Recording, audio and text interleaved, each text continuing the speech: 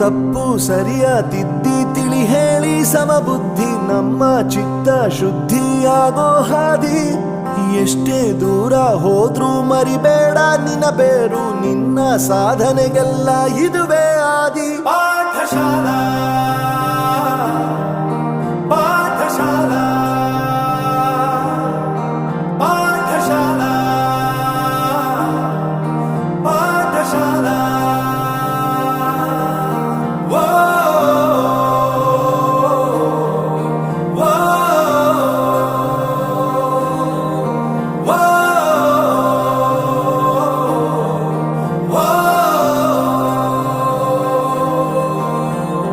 ದೇಶಕ್ಕೆ ಯೋಧ, ನಾಡಿಗೆ ರೈತ, ಬಾಳಿಗೆ ಗುರು ಒಬ್ಬ ತಾನೆ.